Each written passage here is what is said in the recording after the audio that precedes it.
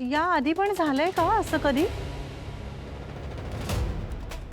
अगं मी आत्ताच म्हटलं ना की सारखी भांडणं होतात आमची. स्वानंदी, अगं ती तरी काय सांगणार स्वतःच्या तोंडाने. नवरा बायकोंमध्ये भांडणं होतात हे नॅचरल आहे, पण हे अति होतंय ग. मला पण माहिती आहे, खूप विषय आहेत त्यांच्यामध्ये भांडणाचे. खूप काय सांगू तुला. नाही मान्य आहे, होतातच भांडणं, पण एवढ्या टोकाची भांडणं नाही होत ना. म्हणून विचारलं, आपल्याला कळायला हवं ना. आणि मुळात जे काही घडलंय ना, हे खूप चुकीचं घडलंय. राजवाडे, मला असं वाटतं की आपण एकदा ना त्यांचे मिस्टर, अर्पिताताईंचे आणि आपली फॅमिली असे आपण सगळे एकत्र बसून या विषयावर बोललं पाहिजे.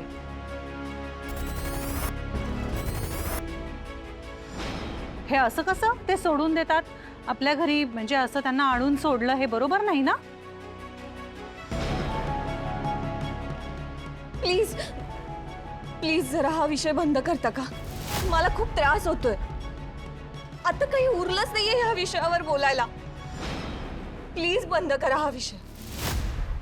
हे बघा, मी इथे राहिल्यामुळे जर समाजात तुमची मान खाली जाणार असेल तर मी नाही राहत इथे. मी निघून जाते. मी खरंच निघून जाते. मी नाही राहत इथे. मम्मा मी जाते. नाही, मला नाही राहायचंय मम्मा इथे. अर्पिता, मी तुला काय सांगितलंय, या घरातनं तू कुठेही जाणार नाहीयेस. हे घर तुझं आहे. मुलगी सासरी गेली निघून म्हणजे तिचं माहेर तुटलं, या अशा विचारांचं नाही होत आपण. आणि मान वगैरे खाली जाण्याचा प्रश्नच येत नाही. जगात कोण काय म्हणतं याच्यापेक्षा सुद्धा आमची मुलगी सुरक्षित आहे ना, सुखात आहे ना, हेच आमच्यासाठी महत्वाचं आहे. तू आत्ता शांत हो. आधी सावर स्वतःला. एकदा शांत झालीस की मग आपण तुझ्या आणि आशिष मधल्या प्रॉब्लेम विषयी बोलूया, ठीक आहे? आणि तोपर्यंत तू इथेच राहायचंयस. आता यावर चर्चा नको आहे, कळलं? दादा खरंच ना, म्हणजे माझं ओझं नाही होणार ना तुमच्यावर? ओझ? अगं या घराची लेक आहेस तू, तुझं कसलं ओझ? तू आता आराम कर, बाकी कुठलाही विचार करू नकोस.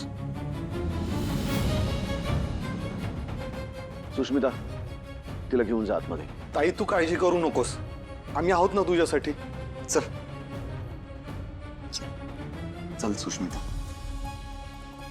इंडिया, हे सगळं काय होऊन बसले रे?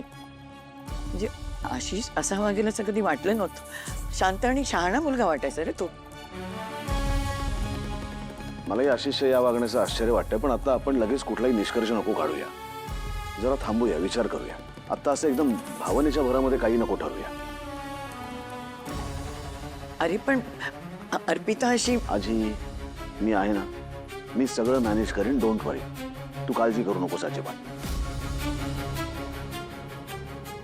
चल ये.